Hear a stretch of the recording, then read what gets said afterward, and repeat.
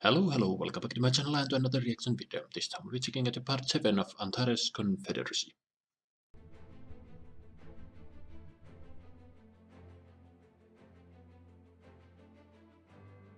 On the 3rd of February, 517 AL, a gathering of scientists, technologists, and officials from across the Confederacy amassed on a world that the Skrek had named the Archives. They had assembled to witness a strange monolith, whose origins and purpose had been lost even to the remaining Skrek themselves. A strange pattern of eldritch light shimmered across its surface. They were bizarre and almost unpredictable, but unmistakably a kind of countdown. At the exact moment the pattern reached its natural conclusion, and the countdown came to an end, a previously unnoticed rise in subspace energy across the galaxy suddenly exploded in severity. Communications were ruptured, hyperspace travel became unreliable, and subspace storms bathed entire star systems in vibrant, but ultimately harmless radiation. Within weeks, however, the worst effects of the subspace discharge had faded. Kinda looks like a cruise ship a Restored. little bit. The hyperlanes were busy once again, Has that and design? interstellar civilization resumed, seemingly Minus the without giant any lingering cannons. ill effect. That the galaxy was in the opening phase of a potentially apocalyptic crisis would not be realized for months. It was only when attempts were made to recontact the Imdar system that the first worrying signs emerged. A sparsely populated backwater on the periphery of the Madarician People's Federation, that Imdar had not yet been reconnected with any interstellar communications network, even months after the discharge, was hardly seen as unusual. Home to only freelancers, smugglers, and piracy elements, communications with star systems in that region were routinely cut off, with attempts to restore them hindered by lengthy travel times. When neighboring star systems similarly went dark, however, the People's Federation began to investigate the cause in earnest. While astrologically close to Antares, unfavorable hyperlane routes meant that Imdar was of no practical concern to the Confederacy, a distant system for all intents and purposes. The efforts of the nation were instead still dedicated towards stabilizing its allies and neighbors in the decades following the capitulation of the Skrek Empire.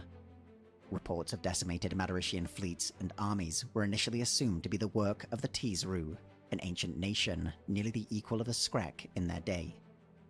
Amidst the ongoing war between the Teesru and the Madarician alliance, the true nature of the threat in the Imdar system was confused and misidentified.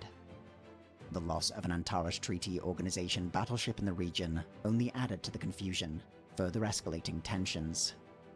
But as reports grew clearer, came the realization that neither the Teesru or the Madaricians were responsible for the growing chain of dead systems.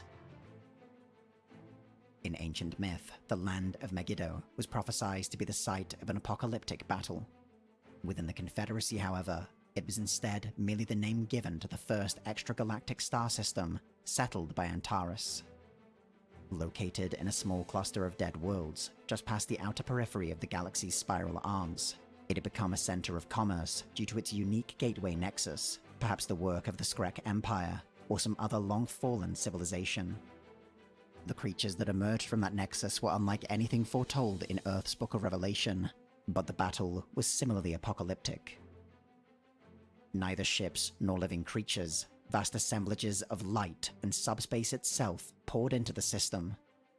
Nearly the entirety of the Confederacy's 6th Fleet, dedicated to the defense of Megiddo, was lost in an instant, and the trade stations and mining outposts similarly eradicated. Faced with the irrefutable evidence that some otherworldly force had entered the galaxy, the Confederacy ordered the mobilization of its forces and the activation of wartime conditions across the Antares Treaty Organization. This order was matched by dozens of other powers across the galaxy, but with Megiddo cut off and the extragalactic nexus now harnessed by interdimensional invaders, they could now strike without warning within any one of several dozen star systems. Even the Pilgrim Fleet, the most advanced formation I within love the they ATO, bring was back unable to this evade ambush by the music invaders, from its the last ship season narrowly 1. escaping destruction.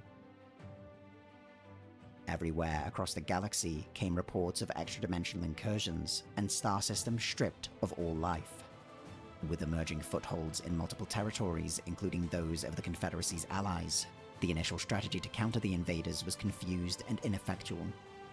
Within the Confederacy, every effort was made to fortify the most vulnerable star systems, those directly connected to the Gateway network. One such site was the Zurican Black Hole. It had become famous within the Confederacy, first for its extensive research facilities centered around the anomaly's event horizon, and later for the construction of the Coxura matter decompressor. A station of tremendous scope, the decompressor was considered the ultimate refinement of gravitic redirection. By boring into the black hole itself, an almost unlimited supply of matter could be extracted and refined. Oh, It was one of the Confederacy's greatest technological achievements and a pivotal foundation of the nation's economy.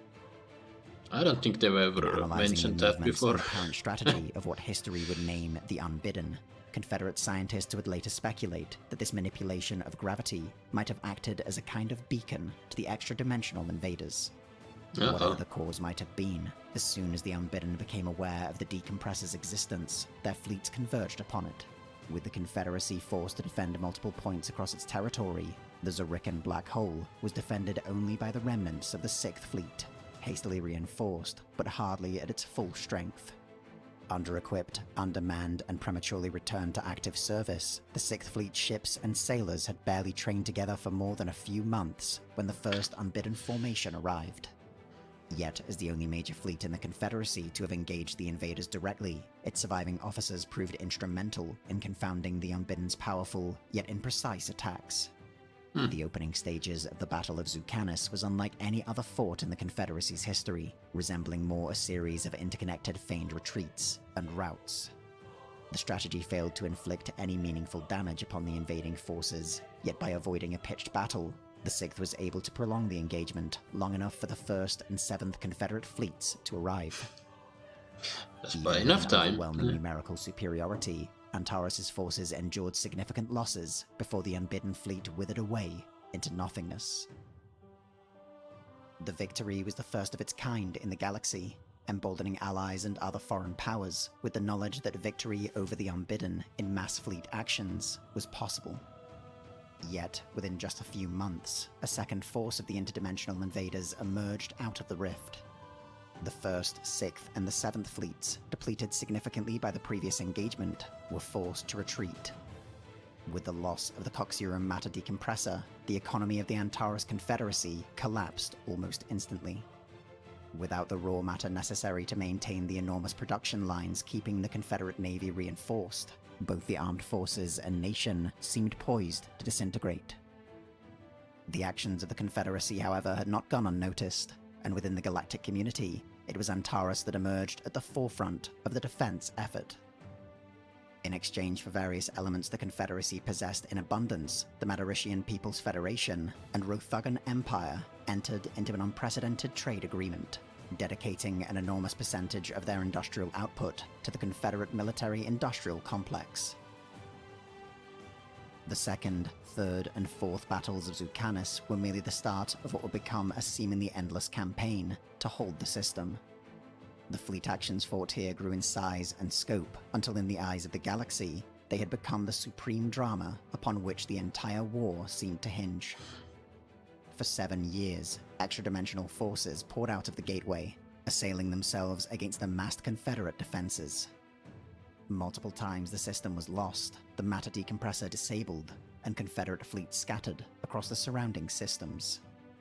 Then But they would each take time, it back. either through the mass production of the galactic community, the tenacity of the forces ordered to counterattack, or sheer resolve, the system was retaken and the decompressor hurriedly reactivated. It had long been remarked that Antares was the nation of 1,000 nations. Its citizens had come from every manner of world across the galaxy, and that heritage could be seen and felt everywhere within the Confederacy.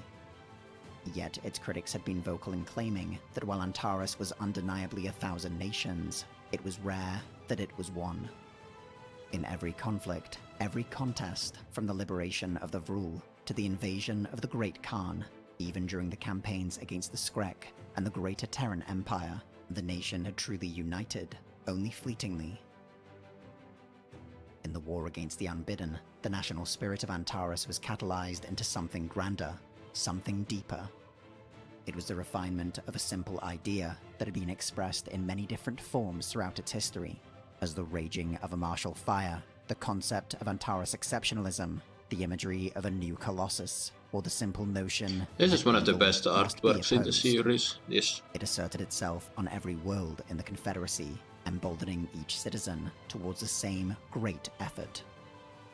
For perhaps the first time in history, the citizens of Antares embodied the concerted determination of the Earhart pioneers, every doubt lost in the struggle against extinction. Even in the former worlds of the Skrek, the ideals of the Confederacy took hold with an iron grip.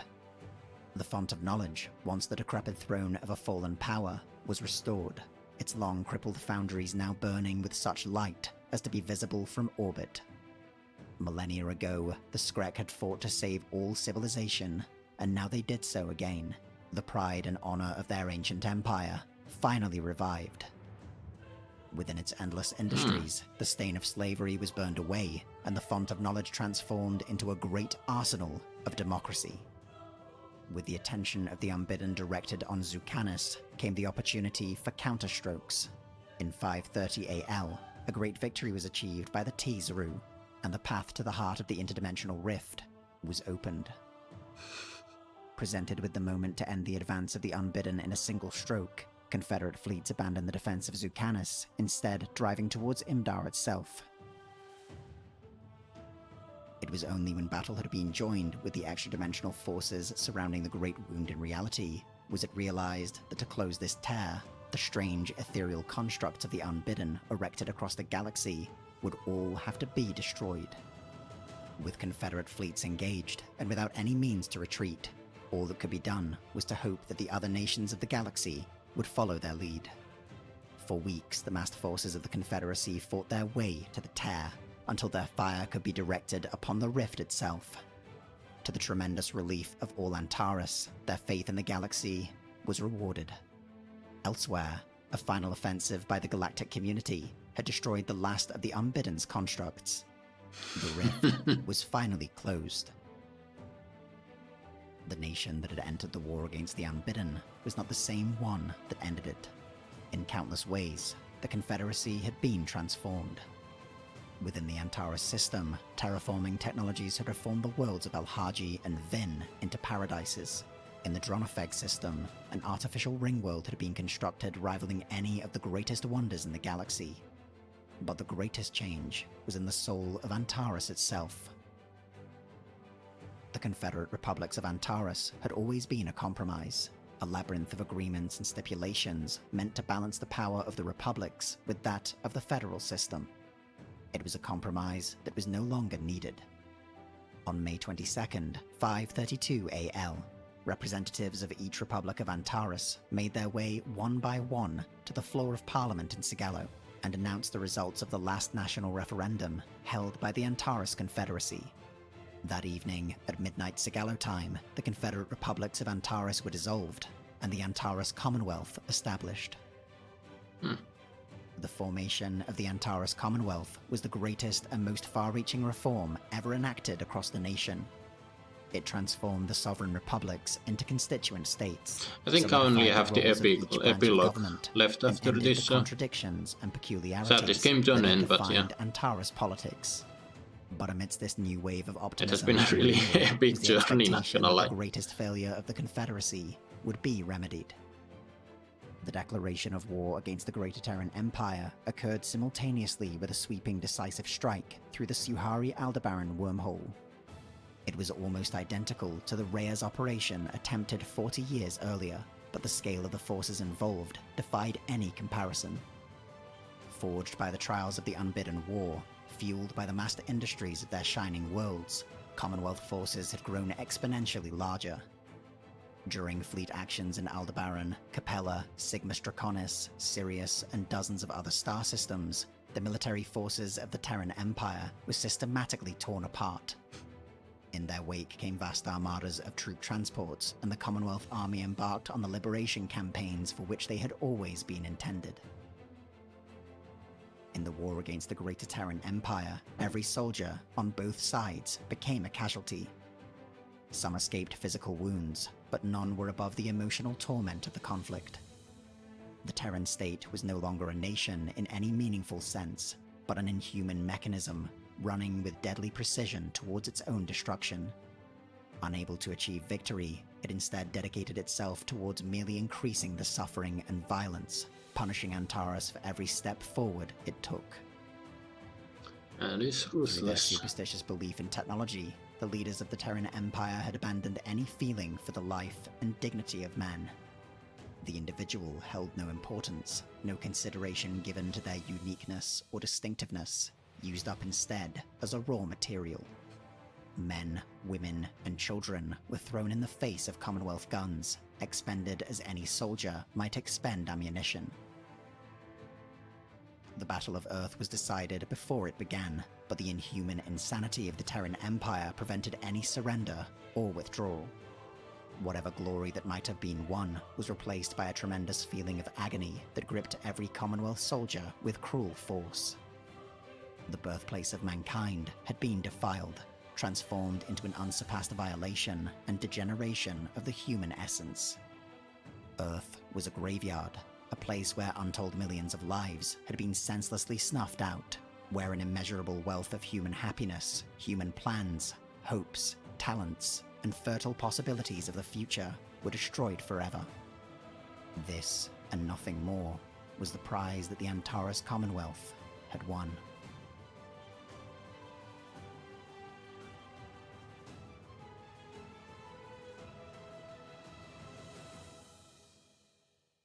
Oh. Well, there you have it, folks, part 7. And yeah, so first they defeated the Unbidden. They had a pretty epic battle with the whatever black hole and the whatever compressor I think they had there.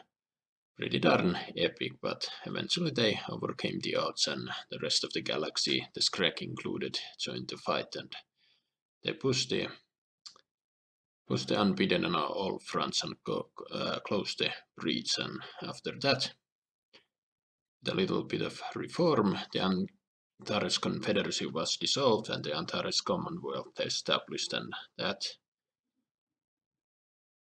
declared a war against the Greater Terran Empire that had really perverted the human essence into a completely ruthless machine that used everything from people to all people, that used all people as cannon fodder. But yeah, eventually Earth was defeated as well, and yeah, they didn't really go into detail that just how many, just countless millions that died, but I don't think the Antares would have massacred humans to extinction. So I think I have the epilogue left, so interesting to see what they will do with Earth. And I'd imagine the leaders of the Greater Terran Empire aren't gonna get the best welcome, but the Antares has that sense of nobility that they might forgive the average Joe and average Jill that they were simply pawns in a tyrannical game. But yeah, and I said it during the reaction, I love that they brought back this, I don't know what the name of the song they used, but they used it a lot, especially in season 1, so that was epic to hear. And yeah, this was very much a lot of fighting centered around the last war. Well, I don't know last war, but still a fantastic episode. But what do you guys think? Write your thoughts down below. Hope you enjoyed my reaction. Drop a comment, drop a like, subscribe if you want. Then I will see you on the... Yeah, I think the epilogue is the last one left, so I'll see you there.